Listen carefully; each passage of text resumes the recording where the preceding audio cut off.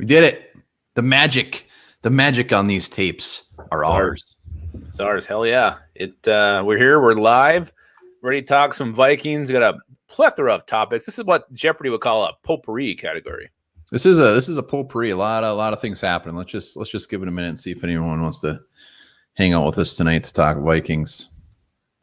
I'm very excited.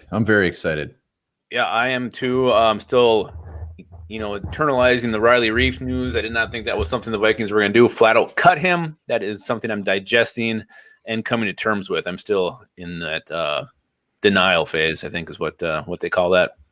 No, don't blow your load yet. See, SSM Creations, he's here. SSM Creations, are you a Minnesotan? I need to know this. I need to know your location. Let's do a seance. Maybe they'll find out that way. I'm gonna say North Carolina. Ellis Gregor in the house. Now we're talking. Hey, SSM Creations. Hear that? Sounds like heaven. Jesus. I'm just drinking Morgan Coke. I don't think you are. You'll never know. Yeah. Born and raised. He is Minnesotan. For some reason, I was just thinking like somewhere random, like South Carolina. It's probably your dad. I don't think he's figured out the whole internet thing yet. Does he know what's out there? He does. I've showed him some things. Yeah, he sure likes stormy. Carrington, North Dakota. That's close enough. That's close enough. Big Carson Wentz fan, I'm sure. I'm not familiar where Carrington is, but I don't know. Sounds like a lot of flat land out there. Knew a few Karens. All of them very nice. Never met them.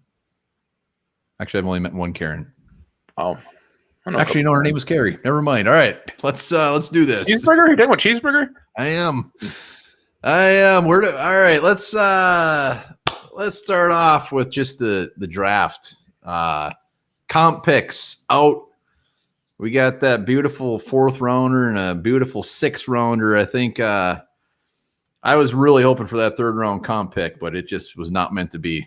So we got a comp pick for Trey Waynes and Mackenzie Alexander, and that's it. That's it. Yeah. So we got what? 2/3? Is it 3/4 or 4/4 now? We have 4/4. We have 2/3, 4/4, and 2/5, I believe, which equals 5/6. Yeah, here's the thing with all these draft picks. I don't want to see us draft 12 players this year. I do not want another ginormous long list when it comes to the draft. I would rather see those 12 maybe turn into 8, which means us moving up, whether that's round 2, even later in the rounds, to go up and get certain guys that fill some holes. I don't want just to sit there and throw darts at a board hoping we hit some late round gem. Yeah, I've said it a few times. I think this is the year that the Vikings actually shock the world and trade up. When you're looking at those rounds 3 to 5, get up into the 2nd round. Get a couple more thirds. Let's do this. They're obviously still on the cusp of thinking they're going to compete. So if that's the case, there's no reason to have that many draft picks. So we got 12 picks to go from back-to-back 15 picks to 12 picks. What's the point? I mean, how many Kyle Hintons can you have on your roster? How many KJ Osbornes can you have? Let's get up there and get somebody else. Okay, we're going from Carrington, North Dakota to Chalem, Mexico. I probably butchered that. I never did have Spanish. Maybe the Vikings will do what the Saints did. They just basically traded the rest of their day 3 picks to go up and get Adam Troutman with the Vikings last year. I do want to have some day 3 picks. I'm not gonna lie, it'd be very sad. Day 3 of the draft, we didn't have any choices, but look at a guy like Jalen Darden. Maybe he's there in round 5. Let's move some picks up and go get him. Guys you think can have an impact. Identify them, think where they're going to be, and then go up there and freaking get them. Yeah, it's going to be a crazy year. There's going to be guys that are in there round 2, round 3 that you would never expect. And this is our moment. Maybe that's what they were thinking last year with that Bears pick. I love that Bears trade more and more when they traded back just for that 4th rounder this year. They traded back into the 5th last year, got that 4th rounder this year. Thank you. And Ellis Gregor is asking, so Curse, why didn't we get a comp pick for Curse? And I believe some of these guys cancel each other out. I mean, you do the Sendejo because we lost Curse, Sendejo, but we got Pierce. So they cancel each other out, right? There's that, and I think it was something with he was released in season too, so I think that had something to do with it as well. The comp pick formula is very, very complex, and it's really high math, so I don't even try to understand it. But I read something that was part of it as well. Should pull out your Minority Report board. Start doing it all. But 12 picks, that gives us a lot to play with. So we'll see what happens, but they're going to trade up. I can feel it. I can feel it in my loins. Let's talk a little. We got to give Dan Bailey at least 8 to 12 seconds. I mean, he was our kicker for the last 3 years. Well, I mean, he kicked his way right out the team. No surprise, the team let him go. Well deserved. So yeah, he had a great. Not last season. I can't say last season. The year before that, 2019. But even came in, he wasn't great. Replaced the rookie who we should have just held on to.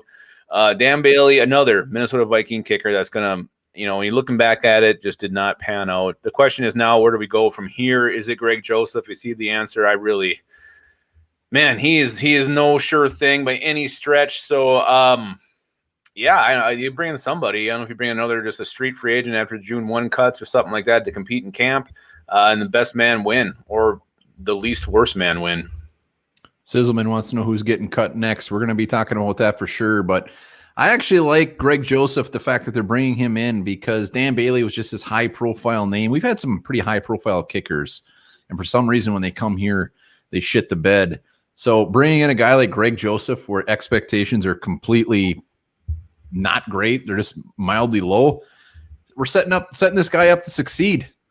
I mean, what's the worst that can happen? He comes in and kicks like Greg Joseph, and we'll just expect it. So I like this move. I mean, I'm sure they'll bring somebody in, but I think they're thinking Greg Joseph is the guy. He's getting paid like peanuts. Penis? Peanuts. Maybe he's the guy. I don't know. I mean, hopefully they go in there just with somebody like a Greg Joseph, no one that you have any expectations for. And hopefully Greg Joseph, if there's a preseason this year, he's just one of these guys who starts hitting it right off the bat. We don't have to worry about missed extra points. And I think that is one thing about Greg Joseph. Isn't he not like damn near perfect in extra points or something like that? I thought I read that. Maybe I was making that up. I hope so. He's only played 2 years. I think he's been on 4 teams, but I think the Titans and he started with the Browns, I believe. Is that what it was? Yeah. So we'll see. Any change is good. And there was no way in hell they were going to pay Dan Bailey $6 or $3 million. So Colquitt, he should be shaking in his booties a little bit. Yeah, I mean, are we going to hop into that now, or you want to? Where's you got the agenda? Well, we're going to be talking some draft. We're talking free agency. We're going to be talking about next cuts. So yeah, let's talk about some other guys that should be a little bit scared. I mean, let's talk Riley Reef. That's the big news of the day. Riley Reef, Gonzo. The Vikings save $11 million. We officially have some cap space, but we officially currently, aside from Ezra Cleveland, do not have a starting left tackle. No, I think it is. It's Ezra Cleveland. It has to be. You're not going to go in there with a raw rookie. And this is why I'm so surprised they made the move. I thought in a year where Mike Zimmer has to win, you're not going to take a gamble at the left tackle position. I don't know. Ezra Cleveland, he was okay at guard. You took him to be your left tackle of the future. You might as well see what he's got. So I think going forward, you got to just pencil him in there at left tackle right now. It doesn't mean – now I do think this is a big change for me. I was really against taking a tackle at 14. I think it's in the mix now, but I'd rather see like a Rashawn Slater, a guy who can play guard and then eventually move to left tackle over like a Christian Darrisaw who's strictly a tackle. But and even now, 3rd, 4th round, you're probably looking at getting some tackle depth as well. So Riley Reef, when they paid him that little bonus and how good he played a season ago, and then also just the fact that the Vikings really have to win, very, very surprised that they just flat out cut him. And Detroit Lions talk with Micro Mike in the house. He knows all about Riley Reef. He got to see him up close and personal for years. Check out his channel, even though there's damn Lions or the nemesis. Check him out. He's good. And if he's still here, Micro Mike, give us your pick for the Lions right now. Who you sniffing around at pick 7? But yeah, Riley Reef, he's going to get snapped up quick. He had a great year. He's not going to command a ton of money. Some team that is just on the cusp that needs a left tackle should be sniffing all around him and up in him. You keep saying on the cusp. Are you? I'm on the cusp. I'm on the cusp of having another sip of beer. Yeah, Washington's a team I think needs a tackle. There's all kinds of them. Bears, you'd hate to see him go back to the division. Maybe he's going to play his entire career in the NFC North. That would make a lot of sense. Indianapolis Colts, they needed a left tackle. So yeah, he's going to have a hot market. He's probably still going to make. No, Sam Cosmi never makes sense. Walter, you watch your mouth. Sam Cosmi, he said makes trading down for Cosmi. So Walter, I would like to apologize for snapping there for a minute, but Cosmi at pick 14 makes me want to take this mic and sit on it. Yeah, I don't like Cosmi at all. Again, I just can't see us going with a rookie left tackle this year. So I think it's Ezra Cleveland. And you look at adding a guard. I think it makes Vera Tucker much more likely now.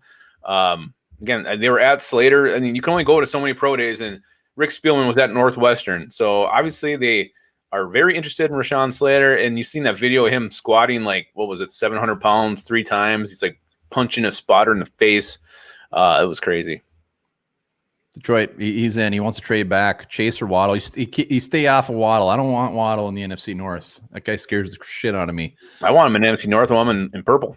That wouldn't be bad, but I don't want him in Detroit. I think the Vikings end up kicking Ezra Cleveland out to left tackle, and I think they make a big old splashy move at one of these guards in free agency. I think, there's some damn good guards out there in free agency. Kevin Zeitler got cut today. Joe Thuney. They're going to command some money, but if you're going young at the tackle position, Ezra Cleveland ain't breaking the bank, and then you still draft somebody else, that's actually pretty realistic. So I would love if we end up cutting Reef and moving Ezra Cleveland out there, but getting a very, very solid guard. I'm all for it. Well, you got to find 2 guards. So one is definitely going to come from free agency. The other one's got to come from the draft. So you really need 2 guards if Ezra Cleveland kicks out to be your left tackle. So you need 2 guards now, and you're downgrading at left tackle. So it's scary, but I think you're gonna have a major upgrade at guard, like you said. I do feel the same way. Whether it's Zeitler, who they did show a lot of interest in a couple years ago, or Joe Thuney, or even somebody cheaper who could still be an upgrade at guard. The Vikings line will probably be better overall, but just in different ways. Oh, well, I hope so. Ezra Cleveland does scare me a little bit. He's basically, I don't know what I think about him playing guard last year, if that helped him or actually hurt him, but we will find out. But as of now, our left tackle depth chart is Ezra Cleveland and nobody else, because Rashad Slater is number 2, or not Slater, Hill, and he's a free agent. So he's clearly not our starting tackle, but right now our depth is crap. If we started the season today, we would have Ezra Cleveland at left tackle, Kyle Hinton at left guard, Bradbury at center, right guard would be Drew Samia, and then Brian O'Neill. That's our depth chart right now. Not great. And you got Oli Udoh and Blake Not great.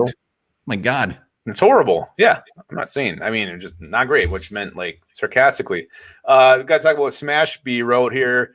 He would sign Zeitler and go for Quinn Miners. Yes. Quinn Miners in round 3. On that train. I'm the conductor. I'm pulling the cord. Choo choo. I love me some Quinn Miners.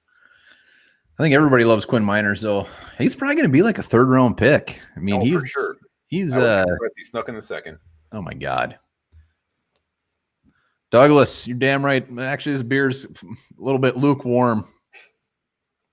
Still good, though. High Life, doesn't matter if it's warm or cold. Tastes the same. I think Bruce is flirting with us. Well, come on over, Bruce. Oh, I am. Follow up. Wow. I think Bruce just won the print. I think you're right. So Riley Reef, sad day. At least he got to have, Micro Mike might not agree with this, but I feel that was pretty much Riley Reef's best year as a pro, and he's no spring chicken. So yeah, he went out on top. Well, he did. This could have happened a year ago. He was very close to getting cut last. Was it June, July, August? I can't remember. Kind of a last minute restructure after I think it was almost even announced he was expected to be released. Came back and played his ass off, and I do think he's obviously losing money by getting cut, but he's going to make himself some money here in free agency too. So he'll be just fine. Yeah, I'm not sure we're going to be, but he'll be just fine. Well, and Mike Sullivan brings up, I can't remember if you mentioned this or not, but the thought of leaving Ezra Cleveland at guard and then drafting a tackle at 14 really really putting a wrinkle in it and signing a guard. I mean, maybe they look at Ezra Cleveland as a full-time guard. Maybe they hold off, and some of these guards, maybe they won't sign, and they just will wait till after the draft, and we end up with something gross. Step on our dick. No, I think the reason they made this move is because they think Ezra Cleveland can move over and be the left tackle. So that's the only thing that makes any sense right now. Yes, the hope is that they know exactly what they're doing. Like they released Reef, and they know they're going to get this guard. Or they know they're going to put money on 2 potential guards where they know they're going to squash that in Ezra Cleveland. Because if we end up losing out, people just start throwing tons of money at these guards and we lose out and we have just what we have now going into the draft, we're going to be screwed. Any money they get, it has to go to the guard position.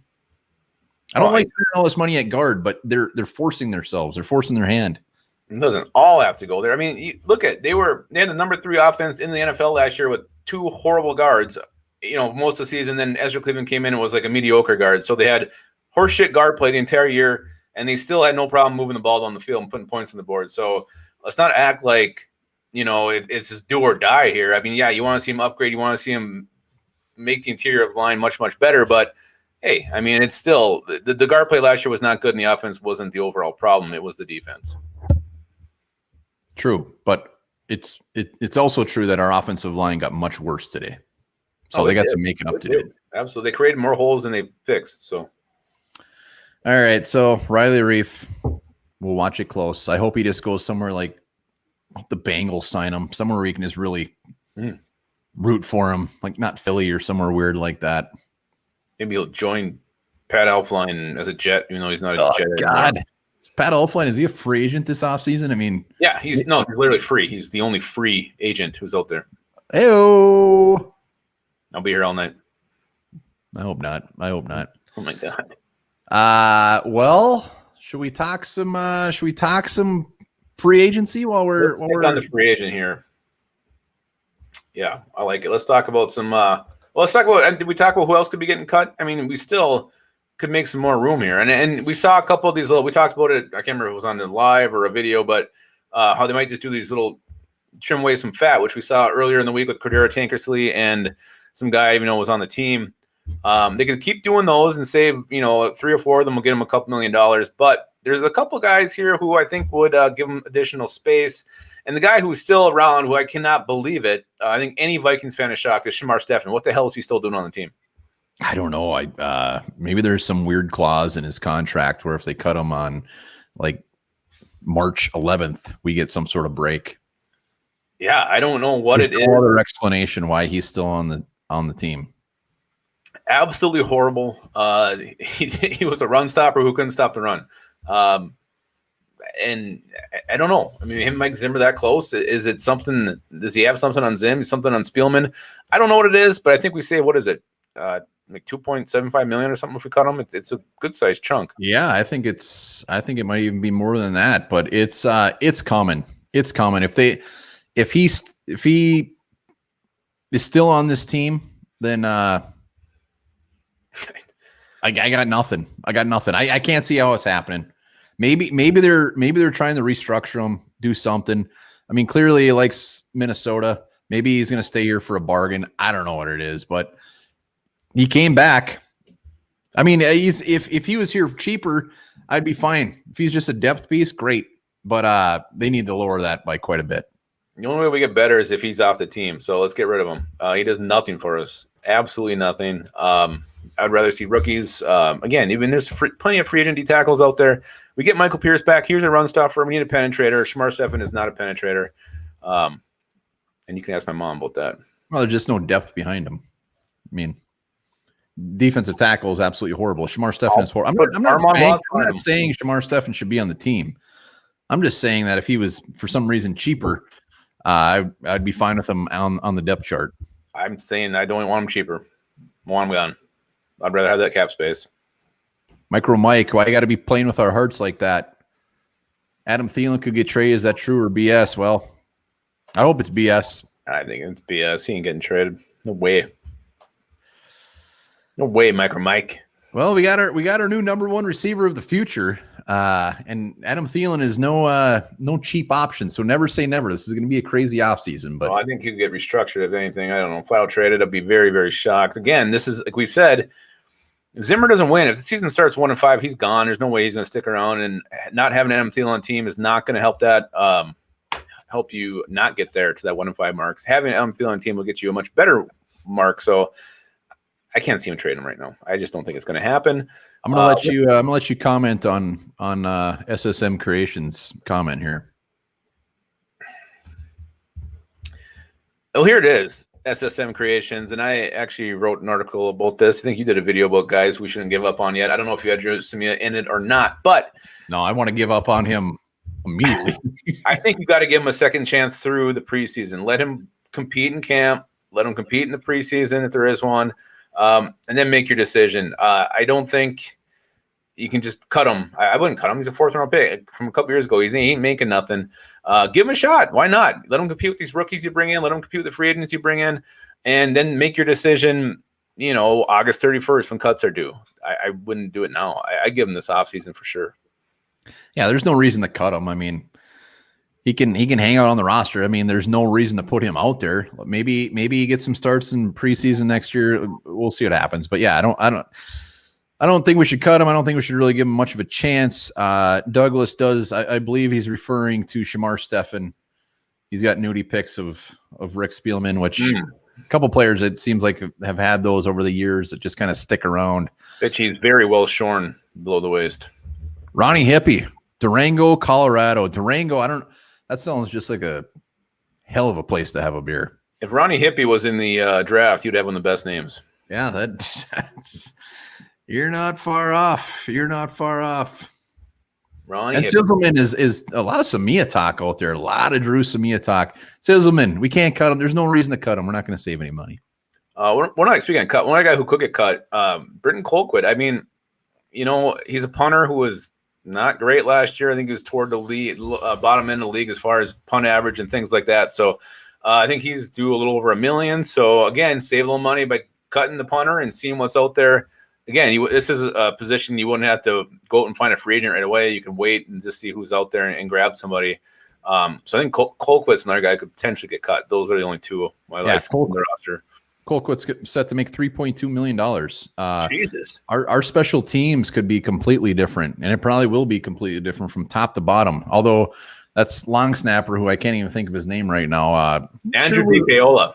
He sure was on point, so I fully expect him back. In fact, I'm hoping he's back. I don't know. I heard the Vikings have interest in that rookie long snapper, Cameron Cheeseman. A couple other guys Mike Hughes, I can't see them walking away from him. They'd get a little bit from him, but might as well they're not going to pick up his option. So let's let him finish it out. If he's healthy, great. Can be a return man, can add some depth at corner. I don't see them moving on from him. Other than that, those are the names. I mean, when you get to guys like Jalen Holmes and some of these other guys, you're not really saving much. You might as well just keep them for some depth or just flat out cut them based off of their performance. You're not going to be saving any money there. Absolutely, I agree. So let's talk about some free agent guys we kind of have our radar on. Beep, beep, beep, beep, beep, beep. What's a radar sound like? It's more of a boop, like an echoing right. beeping noise kind of. I was in your You one were bar. seeing the Hunt for Red October? Yeah, a long time ago though.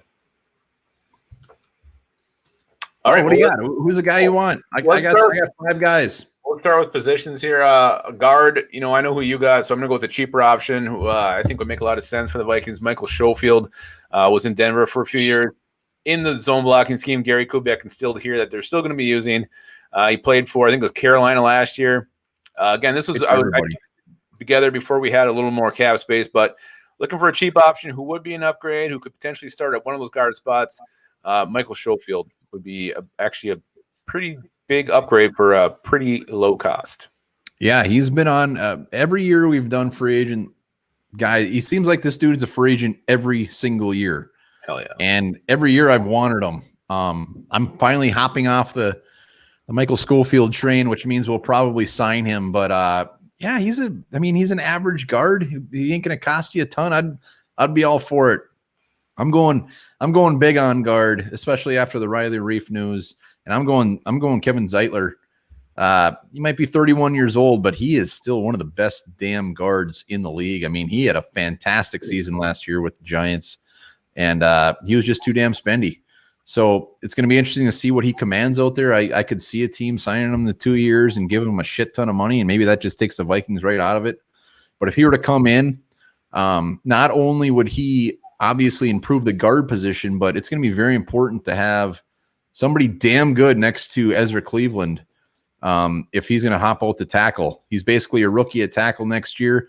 If we have some pile of shit next to Ezra Cleveland, that is not going to be good for his psyche moving forward. He needs all the help he can get. Overpay if you have to. Get a good left guard. Damn. And not even Ezra Cleveland, but Garrett Bradbury. I mean, he's had nothing but shit surrounding him his entire young career. I like to see how he performs with a quality guard next to him, like a Kevin Zeitler. So I think it could have a, just a huge positive boost on, not only our young left tackle, but our young center. I'm all for overspending at guard. You made that clear. Let's move on to wide. Can't be more clear on that. Alex Boone sucks. I think he weighs about 180 pounds right now, and when he was here, he was horrible. Yeah. Not interested, Ellis Gregor. Not interested.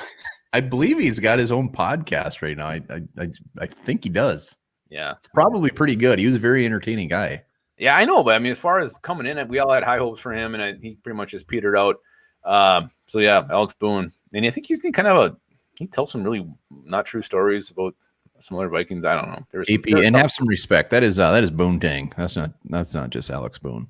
Oh well. All right, let's move on to receiver, free agent wide receiver. I know I got my eye on one, and it's Keelan Cole from the Jacksonville Jaguars. Really underrated player. He had a great season last year, like 56 catches, 642 yards, 5 touchdowns, and I still don't think he's going to get you a lot of money or cost you a lot of money, and we do have some more money to work with, so maybe he's one of your bigger expenditures this year. But, again, Keenan McCardle's here, his receiving position coach last year in Jacksonville.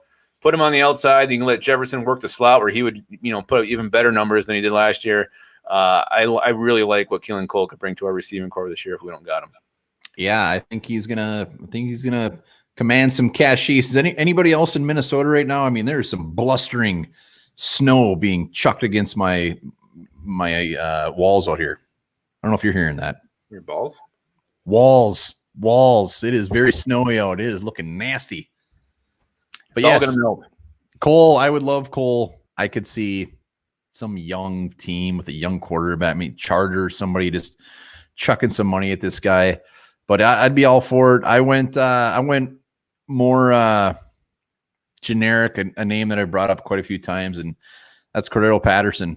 Obviously, he's not going to come in and be the fantastic receiver, but return guy, a damn good one.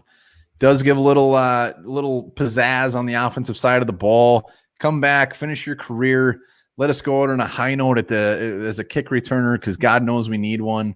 And who knows? I mean, he's still a decent receiver. It's just a matter if you use him or not.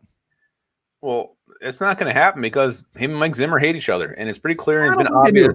They do. I don't think Zimmer never used him. He was not Zimmer's pick. Zimmer was not the coach when he was picked. A lot of bad blood there. I just do not think that's going to happen. I cannot see Cordero Patterson coming. I'm not going to say it's never going to happen, but it ain't going to happen this year when Mike Zimmer is the head coach. So I don't see that being a remote possibility, as much as I would love it myself as well. Let's move on to defensive tackle, because I think this is definitely a position where you could, and they should bring in somebody just because you see it. You see these rookie D tackles who just don't have the impact right away. Look at last year, Derek Brown. Javon Kinlaw didn't really give you a return on those high draft picks. So I think if you really want to improve the interior disruptor position, that 3-technique defensive tackle, you look in free agency, and there's a bunch of guys. I know who you're going to say, so I'm going to go a different route. I'm going to go Jarrell Casey, the former Tennessee Titan, Denver Bronco. This guy is what he does, man. He blows things up in the middle. He pushes it back to center, disrupts the guards, throws off the timing of an offense. Give you that interior pressure that you've not had since really Sheldon Richardson and Tom Johnson were on the team. So Jarrell Casey, I don't think he'd be super expensive. Hasn't done much. He was injured last year. He's getting up there in age, so I think he's an affordable option. And again, a guy who I think can come in and actually produce for the Vikings. Yeah, I'm really over drafting a defensive tackle or reaching for somebody. I mean, if we trade back and get Christian Barmore, fantastic. But if we take a defensive tackle, They just, I mean, everybody, all the draft gurus out there are saying it. They're just horrible. This is a horrible draft class to even think about a defensive tackle in the early rounds. So chuck some money, get somebody. Casey would be fantastic. And this is a good year for free agency. I mean, they got Shelby Harris, they got Casey, Geno Atkins, who somebody just brought up, Mike Sullivan just saying trade for Geno Atkins. Zimmer probably loves this guy, and he could probably be had for damn near nothing. Kawan Short, another one. Mm-hmm. I'm going just kind of boom or bust. I'm going with Sheldon Rankins, and I mentioned him a few times where he was on the, I'm not going to say cusp because I've said it so many damn times. He was on the verge of exploding there in his third year where he had 8 sacks, and then he blew his ACL, and he just hasn't seemed to have been the same guy. He's still only 26 years old. And he'll be one of those guys out there looking for kind of a prove it deal, where maybe like when we signed Sheldon Richardson, exactly what he did. He came here at a decent price, and he went out and made some cash from the Browns. Rankins could be absolutely looking for that, and he's going to come in hungry. Whoever signs him, he's going to want to perform and get that big old payday because he's still young, and I love him next to old Michael Pierce. Yeah, I mean, he'd be great, but I thought I saw some projection where he's supposed to get some crazy ass contract thrown at him. So I thought you were going to say Shelby Harris. I mean, you look at Shelby Harris from Denver, the way he destroyed Garrett Bradbury, and I can't remember who the hell was playing guard for us. It didn't matter. He just absolutely dominated. So another guy, Shelby Harris, I love just as much as I love Casey Short. I mean, you guys are naming all these guys. Atkins, all of them make sense. And there's even something. Rumors floating around on Twitter a couple days ago about the Vikings trading for Geno Atkins, who I swear to God, I thought he got released, but must not have. But again, you look at what you could get for Geno Atkins, 7th round pick. I mean, it's got to be real bottom of the barrel because he's damn old. Is he not like 34? Probably send a pair of Lupagus's underpants to the Bengals for Geno Atkins right now. Signed or unsigned? I'll sign them with a skid mark. That's disgusting. Don't be gross. And also talented. That's really gross. Yes, and Douglas, Michael Pierce's workout videos, yeah, they're insane.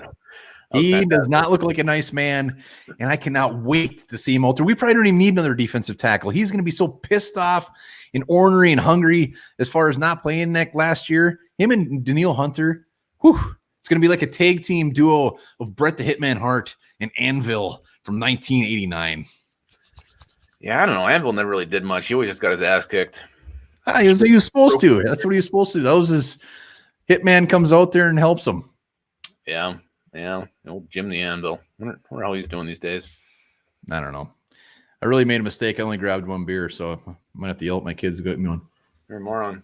All right, let's go on next position. Ooh, how about cornerback? I could definitely see the Vikings going out, bringing in a free agent corner. Who are you looking at?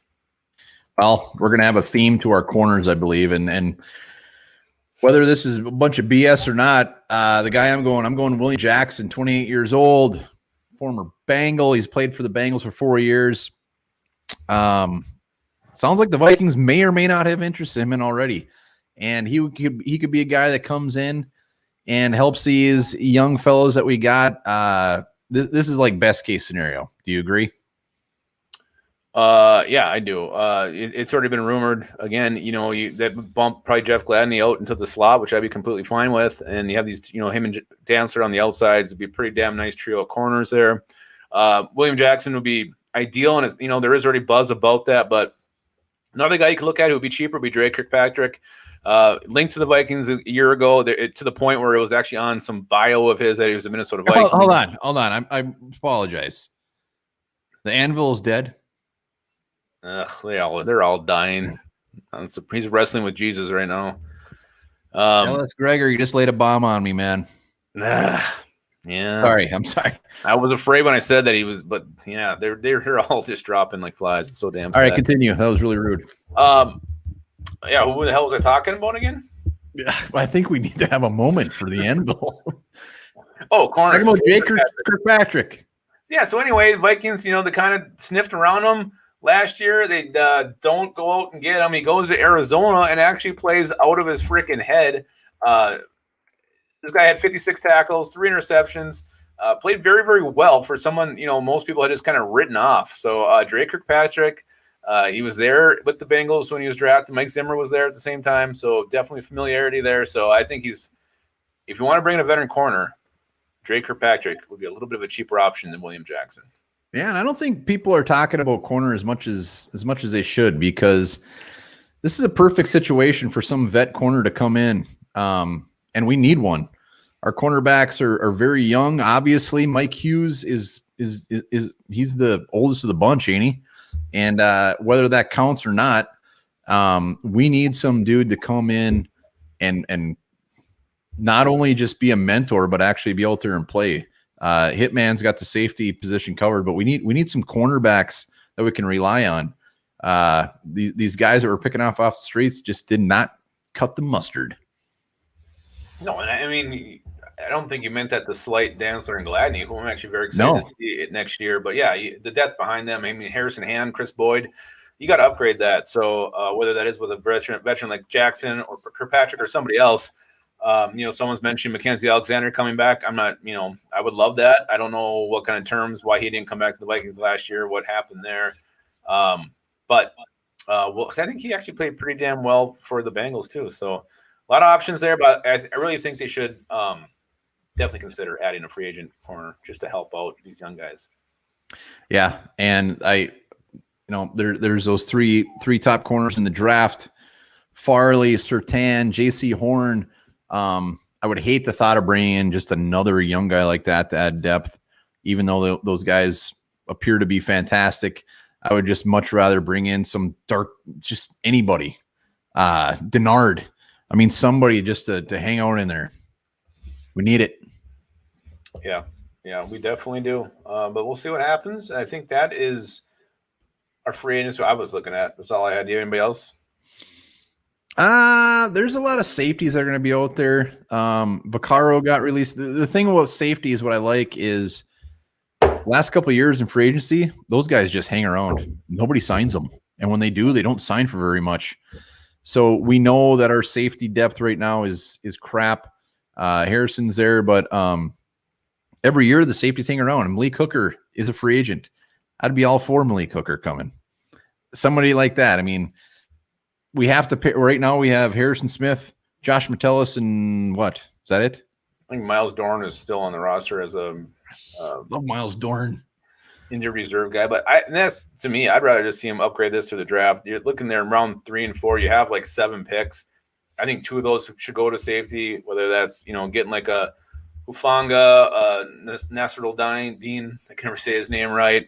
Andre Cisco, your boy, or Darius Washington. Paris Ford. I mean, there's all kinds of guys. And Devon Diablo. I mean, get 2 of those guys. One of them's going to be a starter. It's been proven over and over again. Young rookie safeties can have an impact in year 1. That's one position you can definitely get the bang for your buck for. So I'm all for just going with a rookie safety, starting opposite Harrison Smith. One of these good rookie safeties, someone with a lot of upside, which is going to probably bring us into our next question and our last question, which was, I believe it was, who would we trade up for in round 2? Who would we be targeting in a trade-up scenario? You guys leave it here in the comments, see what you guys think. But I got a couple guys, but I will let you go first. Well, obviously it all depends on who we take in round 1 at pick 14. But who would we trade up for in round 2? It's going to be tough to kick me off the Wyatt Davis train. Unfortunately, I think he's probably going to be early in round 2. He's when it comes to guards in the draft, rounds 2, round 3, they seem to always fluctuate quite a damn bit based off their draft stock. But Wyatt Davis, if he's there mid-round 2, and we got so many damn picks in those mid-rounds, let's give him up. Let's get up there and hop up there and get him, because I think he's a day 1 starter, and he is just mean. Yeah, Wyatt Davis was one of mine as well. But Smash B stole mine. It's Richie Grant. I love Richie Grant. Big safety, long arms. You love his reach. You love the way he can go up, time the ball, knock it away, come up. He can lay a hit. Richie Grant, to me, is a starter. I think he's an impact player. Would absolutely love this guy playing next to Harrison Smith. It gets me very, very excited. And I think he's someone who's definitely worth moving up and making sure you get in round 2. And again, he's a guy I've seen early round 2. I've seen fall in round 3. So who knows where he'll exactly come off the board. But if you identify him and you want him, move up and get him, because that would be, with your first round pick and this second round pick, you'd have yourself 2 starters from this draft for sure. Yeah, you love Richie Grant more than I think you love your family. So he's going to be one of those guys when he comes off the board. you're not going to be very happy. And he could be a guy that comes off a lot earlier than expected. It seems like safeties are the position that there's just that shocking safety pick. Well, no, I mean, I love a lot of safeties, so I would just move on to the next guy. But I do love Richie Grant. I think he's a great fit in our scheme. Another guy who's really not getting any buzz right now, and a guy who I heard a little bit more early in the draft season, but USC defensive tackle Jay Tufele, penetrator. That's what this guy does. He can create interior pressure, quick off the ball, disruptive. A guy I really like too. If you don't get your D tackle early, even if we bring in a veteran, we got to have a rookie to learn and get ready for behind him. So Jay Tufele is the guy I really, really like from USC as well. So another guy I would look at. What about that Carlos Boogie Bashman? How would you like to trade up and get him? Yeah, Boogie Basham, he is a mean son of a bitch. He just takes guys and whips them to the ground. Probably needs to maybe cancel that trend to not get flagged so much in the NFL. But yeah, if you don't get a pass rusher in round one, I'm all for moving up, taking the Boogie Man and adding him across from Daniel Hunter. Yeah, defensive tackle is gonna be another one to watch too, because a lot of after Barmore, it seems like it's just a coin flip, and Davion Nixon could be somebody that just randomly falls into mid to late round 2 based off of some of these other guys going. So he's a guy to keep an eye on. Would love to throw him in there next to Pierce. Really any of these defensive tackles. Yeah, Levi Onwuzurike, another guy who you see him around 1, you see him around 2. Who knows where he's going to go? I mean, and that's where you gotta trust your scouting department. There's 2-3 guys that we all kind of like. Whoever they end up taking, you can't get your panties in a bundle over it, because obviously they see something that they think is just going to be a fit for the scheme. So there's just so many of those guys when it comes to safety D tackles that I like. But as far as guards go, you're definitely looking at Wyatt Davis. I think you're right about that one. And I really think those would be the positions you would move up for, because that's the ones you're looking for the most help, the impact players, the starters. So safety, guard, D tackle, edge rusher if you don't get it in round 1. Walter Cody, trade up for Darius Washington. I like the way he thinks. I think we're going to get a Darius Washington in round 3. It's going to happen. And I'm going to drink beers until I shit myself if we get a Darius Washington. I don't know, what is he, like 5'2"? Doesn't matter. He plays like he's 7'6". Cisco, I love Cisco. There's not many safeties I don't love in this draft. That third, fourth round.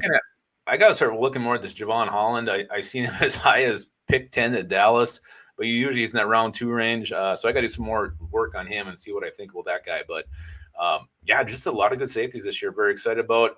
How about an offensive tackle now? Do you think they would move up and look at one just, as a backup safety net for in case Ezra Cleveland doesn't pan out?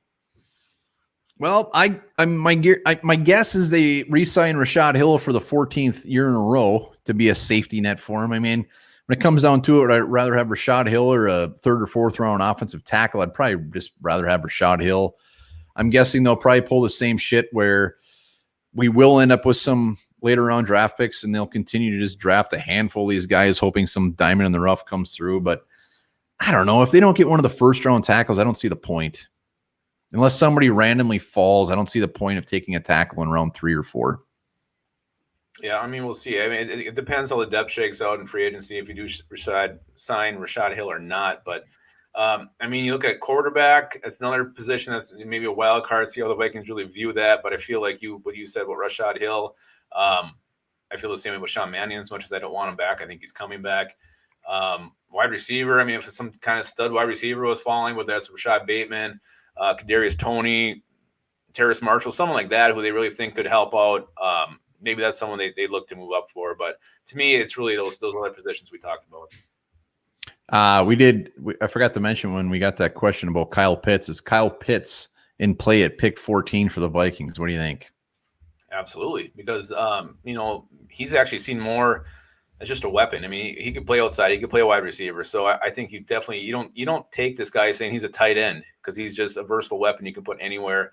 When Mel Kiper Jr. said he's the best tight end he's ever scouted. So you get in one of these, he's probably, you're looking at it strictly as maybe one of the most rare prospects to be in this entire class as far as just physical traits, position he plays.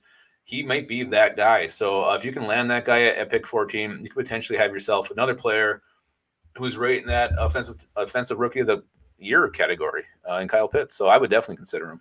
All right, close your eyes. Picture this. Kyle Pitts falls to pick 14. We snap him up. Don't think twice. Round 2, we trade up into the mid-round 2, and we get Wyatt Davis. So we got Kyle Pitts, Wyatt Davis, and then round 3, we still get a third-round pick. Let's say it's Andre Sisco. Thoughts? Go. It's an A+. Well, it's an A+ draft. Why would it not be? I mean, how could it not be? I mean, the rest of our draft is probably non-existent and maybe something from next year, but no, we still need to get an edge rusher. Rusher, we got Stephen Weatherly. What are you, nuts? We still need an edge rusher. Oh, I'm sorry. But yeah, I mean, God, you got 2 starters there and a guy who's going to have a huge impact. So, Douglas, you know who I love. I love Jamie Newman. Yeah, I'm all for Jamie Newman, but round 4, round 5, somewhere in there.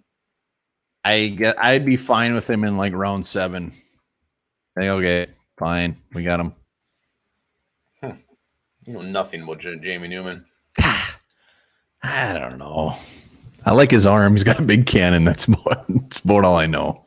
He's got a big cannon. He had the year off. He looked like shit the Senior Bowl. What else do you need to know? Well, he did look like shit, but he was rusty. That's off. His rust is gone. Trading up in round 1 to get Mr. Morig. You know, that he's one of these guys who could rise to the point where he might be the pick at 14. There's people who just love this guy. Extremely athletic, great ball skills. Again, another guy who's kind of that wild man out there. I think he's actually talking about a dark horse wild card pick at 14. I think Trayvon Morig is that pick. Every year we see a safety. It's going to happen. Mm-hmm. Whether it's the Vikings or not, he's going to go damn early, and he will be the first safety off the board. I don't know. Maybe Richie Grant surpasses him. If Richie Grant surpasses, whatever. You're drinking the Richie Grant juice. Hopefully it tastes like a nice Ecto Kool-Aid. Oh my God, Ecto Cooler was the best. Ecto Cooler on a hangover. Yeah, but it was better when it came in that metal can. You had to use that weird tool to crack it open. Yeah, but then your nose like smushed against it and it like raked. Did you pour it in a glass? Oh no. Right from the can. Bloody lips and all. Julian Marker, #sauce. We're giving that sauce away. We're not waiting the 2,500 subscribers. It's happening. This thing's been sitting in my corner for too damn long. We're mailing it.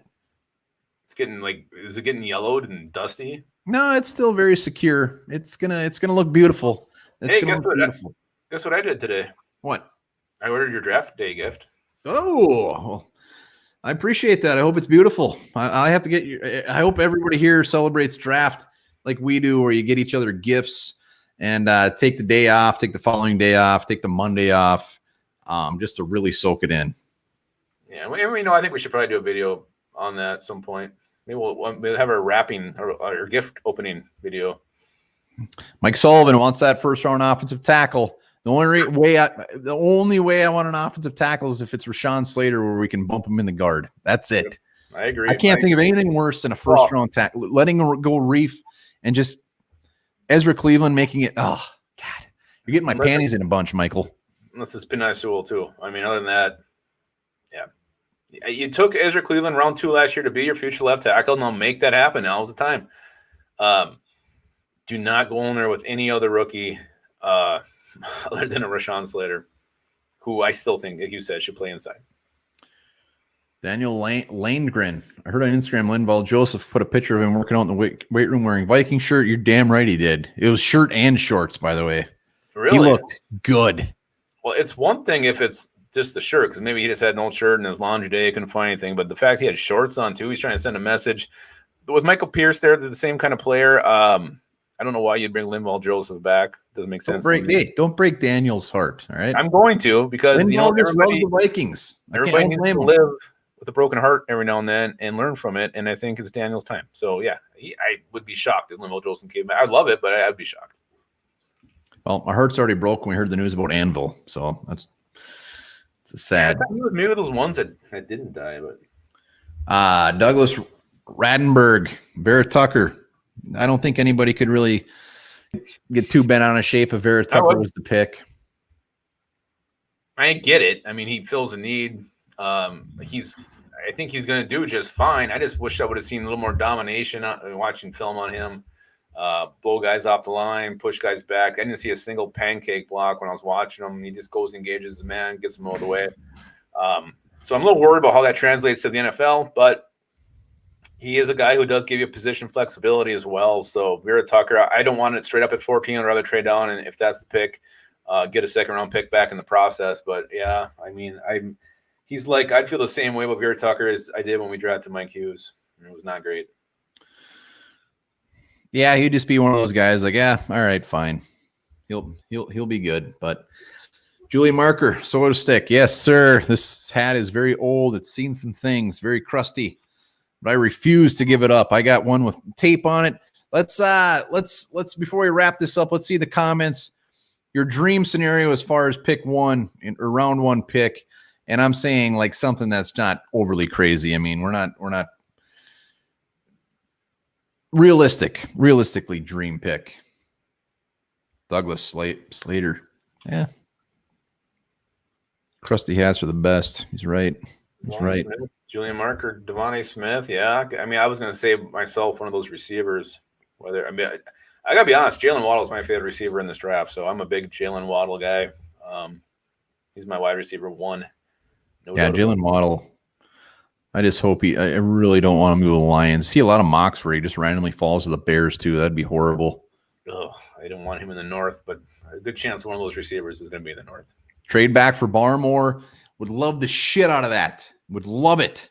Trade back to like pick 18, 19. Oh my gosh. As much as we kind of knocked on taking a D-tackle rookie, I mean, I would be fine trading back, getting Barmore, and then getting a free agent so he doesn't have to be forced into the role. But yeah, that would be amazing. Patrick Surtain, like I said, I would hate the thought of putting another young corner in this, but think 2 years from now, if we had a guy like Surtain, Gladney, Danzler, wow, Harrison Hand, who knows? I mean, I love Harrison Hand more than I should, but I love that you put Harrison Hand in there. I'll put Harrison Hand in any discussion I can. You ever put your hand in something Harrison when you were young? Yes. Douglas, trade back a few spots. The only thing with trading back is I think a lot of teams are going to be looking to trade back. I think a lot of phones are going to be ringing. So by the time we get on the clock, all the phones have already rang. Yeah, but it depends who falls. Like, if it's Mac Jones, I think that phone will be ringing, with Washington trying to get up, maybe the Bears. So that's probably the Vikings' best bet, unless, maybe one of the receivers or Kyle Pitts and they try to swing a job. Michael, you go wash your mouth out with soap. Mike threw me off with that comment. Yeah, I don't know. We'll see how it goes. A lot of years we say, oh, there's been so many trades and there's not anything. Hopefully the Vikings can move down. That would be the best. Well, the Vikings are in a very ideal spot with the Patriots right behind us. And Mac Jones is a name that's flirted around those Patriots quite a bit.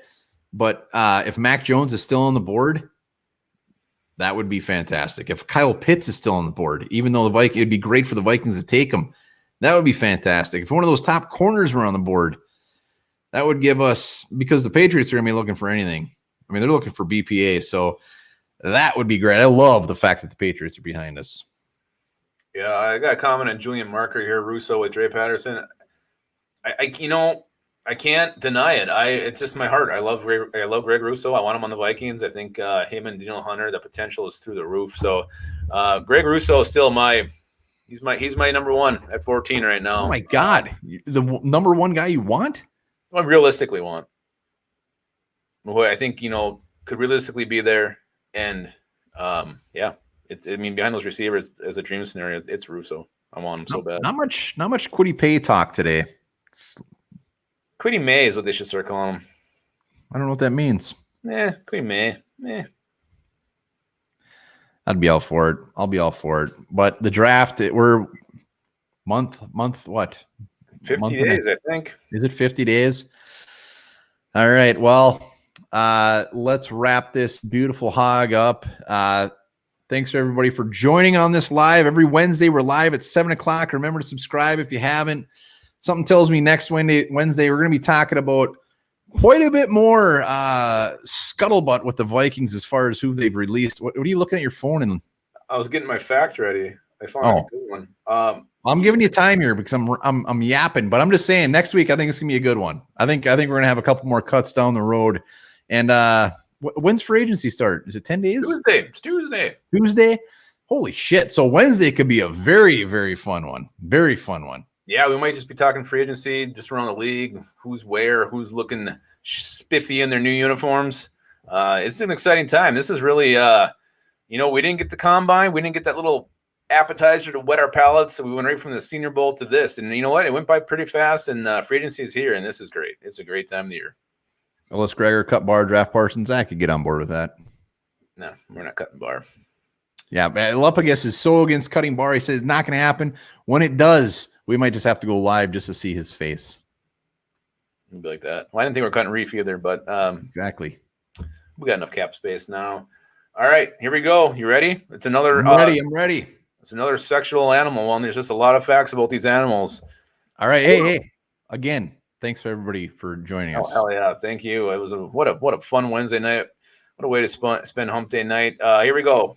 Squirrels masturbate to avoid catching STDs. That's really inappropriate, but that's all she wrote.